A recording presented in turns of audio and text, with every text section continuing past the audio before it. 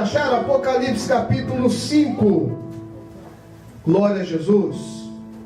Eu vou fazer essa leitura em alguns versículos, até o versículo 9. E eu quero que os irmãos, por favor, me acompanhem. E vi na destra do que estava sentado sobre o trono um livro escrito por dentro e por fora, selado com 7 selos. E vi um anjo forte bradando com grande voz: quem é digno de abrir o livro e desatar os seus selos? E ninguém no céu, nem na terra, nem debaixo da terra podia abrir o livro, nem olhar para ele. E eu chorava muito, porque ninguém for achado digno de abrir o livro, nem de o ler e nem de olhar para ele.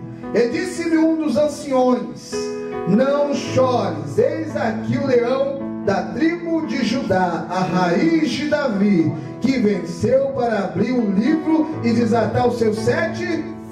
E olhei, e eis que estava no meio do trono e dos 4 animais viventes, entre os anciãos, um cordeiro como havendo sido morto. E tinha 7 pontas e 7 olhos, que são 7 Espíritos de Deus enviados a toda a terra. E veio e tomou o livro da destra do que estava sentado no trono. E havendo tomado o livro, os 4 animais e os 24 anciões prostraram-se diante do cordeiro, tendo todos eles harpas e salvas de ouro cheias de incenso, que são as orações dos santos. E cantavam um novo cântico, dizendo: digno és de tomar o livro e de abrir os seus selos, porque foste morto, e com teu sangue compraste para Deus homens de toda a tribo, e língua, e povo, e nação. Digno és de tomar o livro e de abrir os seus selos, porque foste morto, e com teu sangue compraste para Deus homens de toda a tribo, e língua, e povo, e nação. Ainda de pé, oremos ao Senhor. Pai, eu louvo ao Senhor, meu Pai, pela oração que o meu líder, meu pastor, homem que ora pela minha vida todos os dias, e pede, meu Pai, para que o Senhor me use na face dessa terra. Nesse exato momento eu sou grato, meu Pai, por tudo aquilo que o Senhor já fez, tudo o que o Senhor tem feito, e até pelas coisas que ainda hão de acontecer. Eu entrego em tuas mãos, Senhor, nessa noite, a minha boca, para que ela seja a boca do Senhor, meu Pai, mais uma vez na face dessa terra. E peço de ti graça, meu Pai, para que a tua igreja seja servida conforme a sua vontade. É o que nós oramos nessa noite e já te agradecemos no nome do Cordeiro, em nome de Jesus, que todos digam amém. Glória a Jesus. Irmãos, pode se assentar, dando glória a Deus, aleluia, louvando a Deus pelo momento a qual o Senhor nos confirma de estarmos reunidos. Meus irmãos, estamos lendo o livro de Apocalipse, o livro da revelação. Sem muita delonga, a gente sabe que o livro de Apocalipse é o livro que fala sobre a vitória de Cristo, o triunfo da igreja. O livro que fala sobre alguns símbolos, algumas coisas que realmente às vezes parecem tão complexas, realmente são complexas, quando se tenta interpretar de uma forma que as pessoas levam para quase um desenho do X-Men. Mas nós sabemos que a mensagem que Deus quer passar para nós é que nada foge do controle de Deus. Tudo está feito segundo a sua vontade.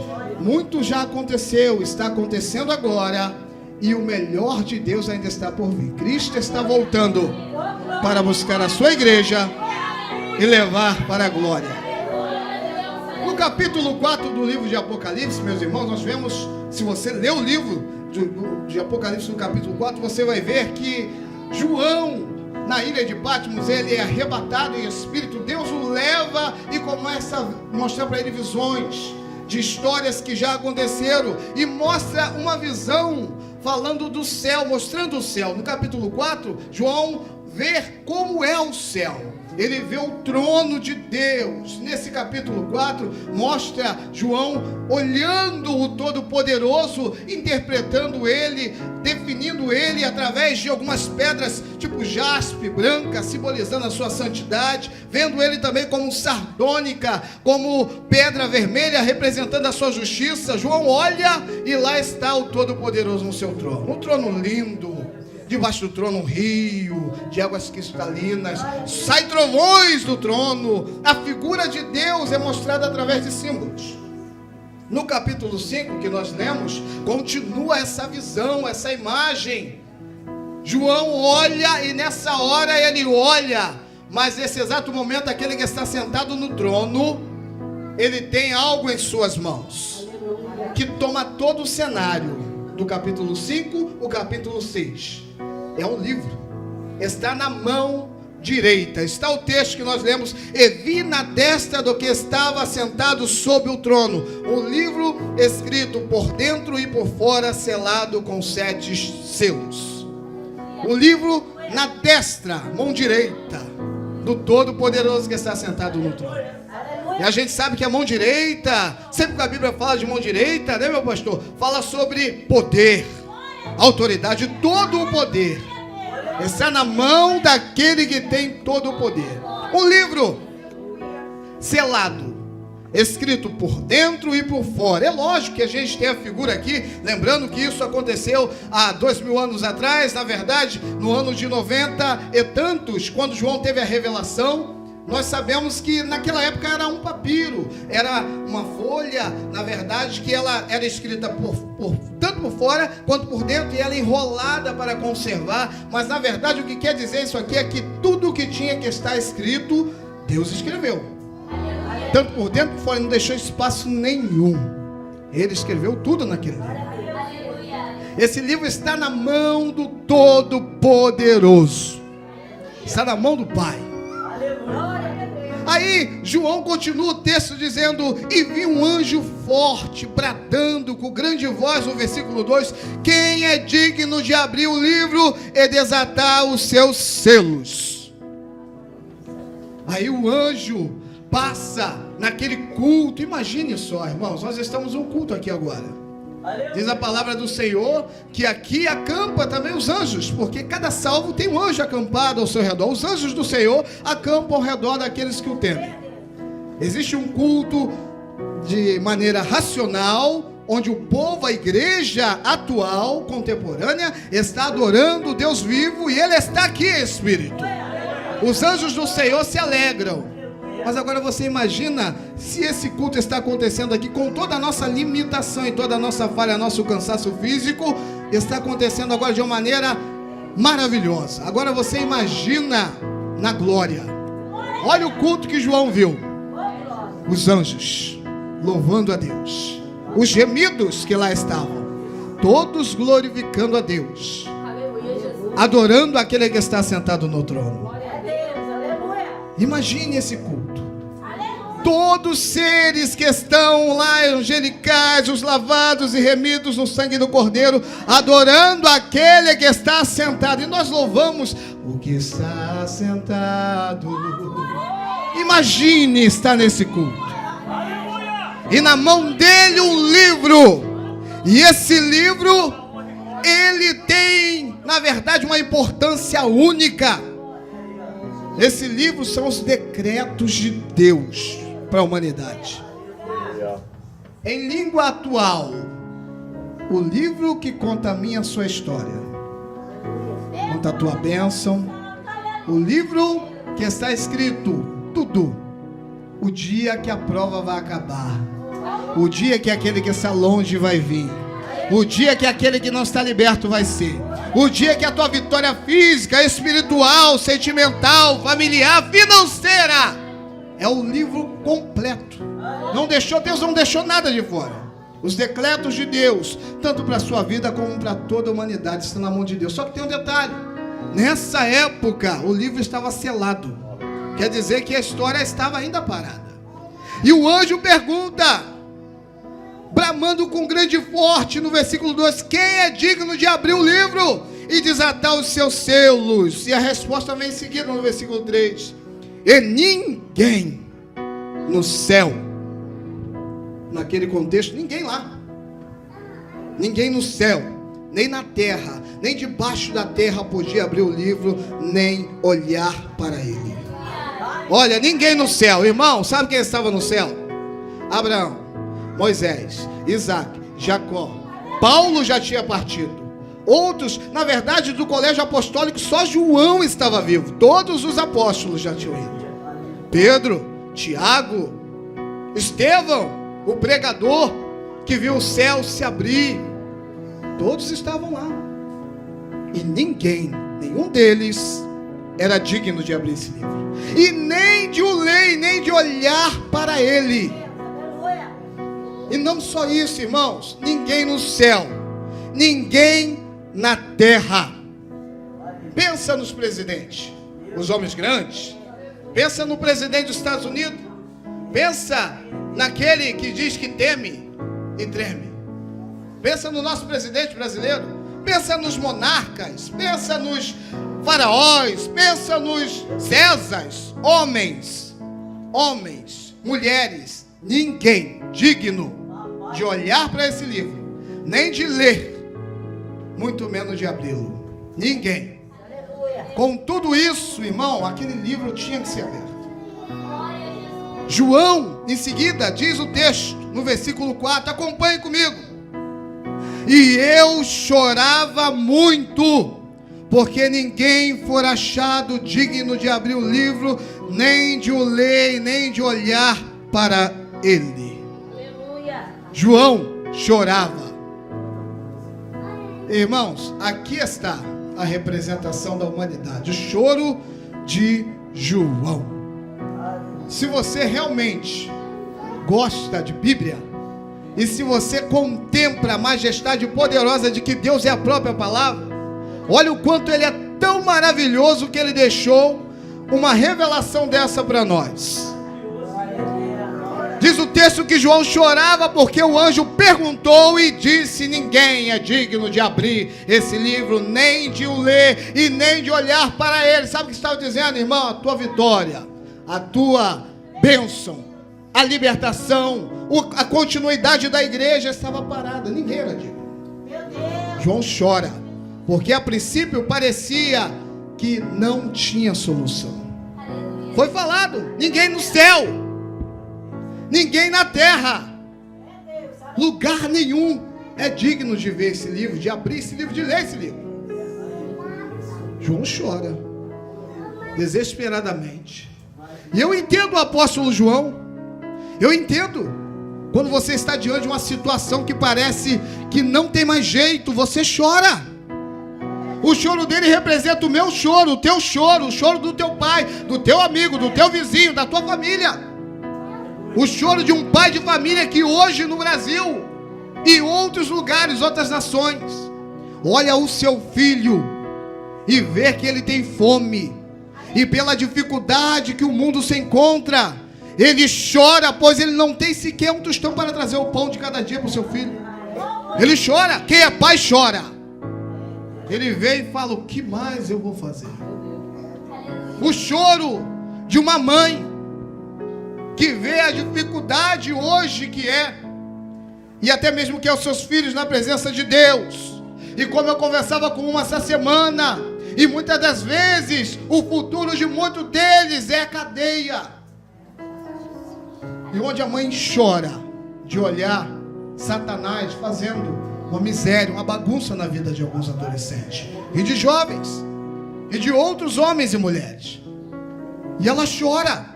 Parece que nada vai acontecer, que fugiu do controle. Choro de um pastor que, quando é receptivo de uma obra de Deus na vida dele, ele quer fazer com toda alegria, com toda força, e às vezes encontra desafios que nem mesmo ele acredita. Ele fala: como é que pode? Será que eles não entenderam que é para a glória de Deus? E às vezes aconselha, às vezes está orando pela vida, e as pessoas não entendem. A ovelha que está muitas das vezes sendo pastoreada não entende, quer confrontar, se degradar. E Satanás ganha espaço. E o pastor, diante dessa situação, ele ora a Deus chorando. Ele chora. É o choro teu, meu irmão. É o teu choro, meu irmão. Quando você tem alguém querido da sua família que está enfermo, que está, muitas das vezes, em estado terminal, como nós já passamos juntos, chorando com muita gente que viveu isso aqui na congregação, onde a pessoa olha para um lado, para o outro, e acha que nada mais pode ser feito, ao ponto de falar assim: meu Deus, eu perdi o controle. Chora, chora, nós choramos, e nesse exato momento, orando a Deus, chorando, o melhor recurso é chorar. Mas o que mais me impactou lendo essa passagem é que um dos anciões aparece a João e disse assim: ei, não chores, eis aqui o leão da tribo de Judá, a raiz de Davi, que venceu para abrir o livro e desatar os seus 7 selos. Oh, aleluia! Louvado seja Deus! Quando parece que nada mais está dando certo, quando parece que você perdeu o controle, meu irmão, minha irmã, meu amigo, meu líder, homem de Deus, mulher de Deus, quando parece que nada dá mais jeito, lembre-se, porque Jesus venceu e a vitória nossa é garantida no nome e no sangue do nosso Senhor Jesus Cristo. Essa vitória chegou para João. Um ancião falou: ei, meu querido, ei, não chore mais. Esses anciões, os 24 anciões que estão lá, representam a totalidade da igreja do Antigo Testamento e do Novo Testamento. Ou seja, essa mensagem de dizer para as pessoas que aqui estão vivendo esse momento de tribulação, de luta, de dificuldade, falando que não há mais jeito, que tudo está fora do lugar, a mensagem diz assim: há esperança. Essa mensagem é da igreja, é minha, é tua. Quando as coisas de Milson chegam no momento de tribulação, você olha, você fala assim: eu perdi o controle mesmo. Mas você está em Deus, você fala assim: mas Jesus nunca perdeu o controle. Essa é a mensagem do cristão. Aquele que morreu, mas ao terceiro dia ressuscitou e vive eternamente. O nome dele é Jesus, e é por isso que nós estamos aqui. Lamadaia, Arábia Súbia. Aleluia. Não chore mais, não chore, porque ninguém for achado digno de abrir o livro, nem de olhar para ele. E disse-me um dos anciões, traduzindo, e disse-me a igreja: não chore mais, eis aqui o leão da tribo de Judá, a raiz de Davi, que venceu para abrir o livro e desatar os seus 7 selos. Sabe o que acontece? João olha, ele vê, no meio dos 24 anciões, ele vê o Cordeiro.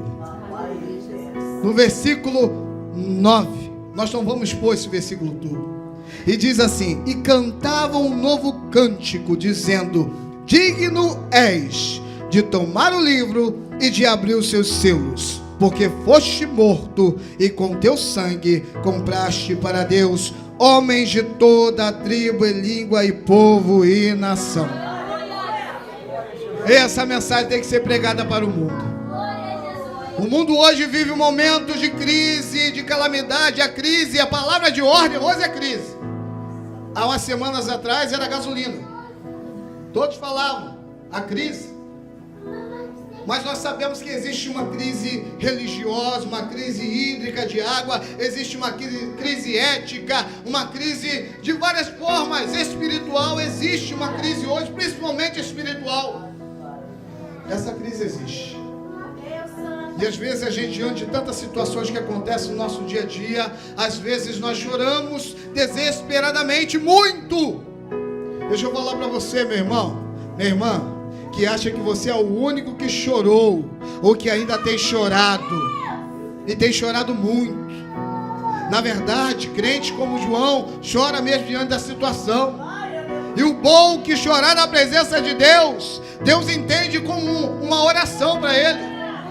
O bom é de saber que depois do choro vem uma palavra de Deus para mim e para você. Não chores mais, porque eis aqui o leão da tribo de Judá, a raiz de Davi, a raiz de Jessé, que venceu para abrir o livro para mudar essa história. Deixa eu te falar, Ariane, a sua história não está vagando como uma palha nas ondas de uma praia, não. A sua história está na mão de Deus.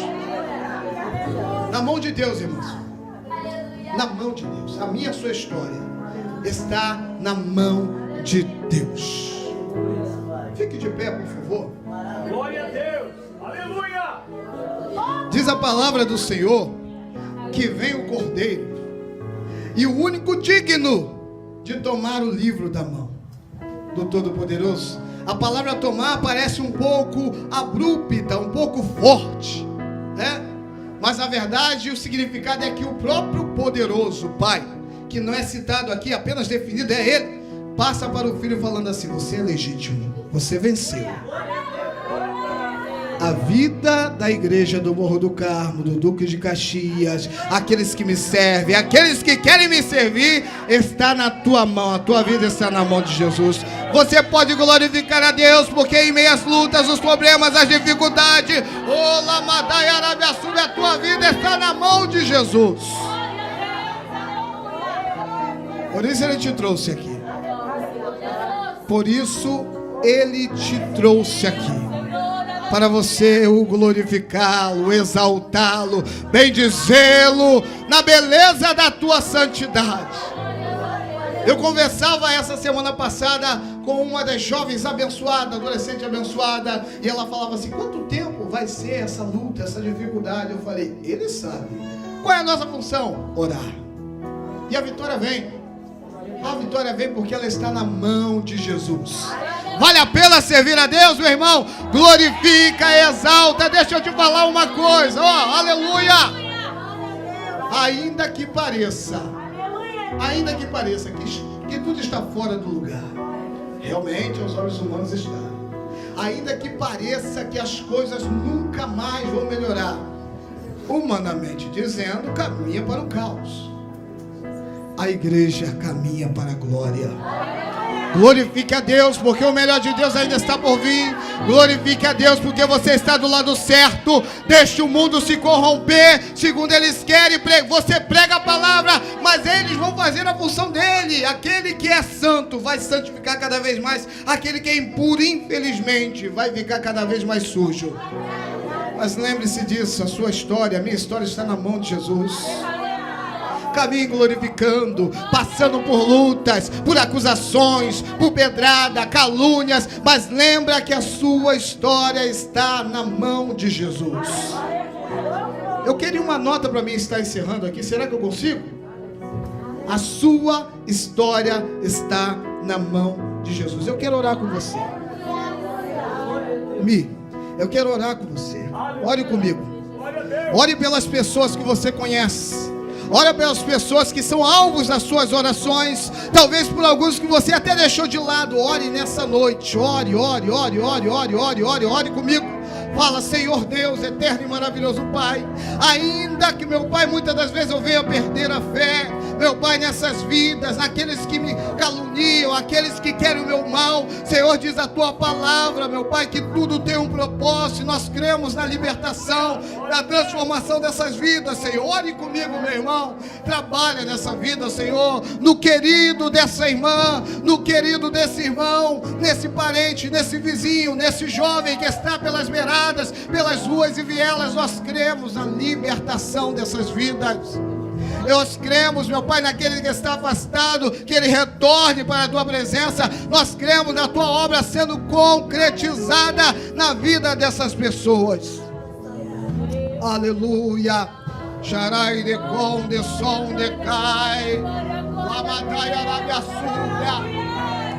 Diga para o seu irmão: em meio às dificuldades, Deus te chama para ser boca dele na face dessa terra.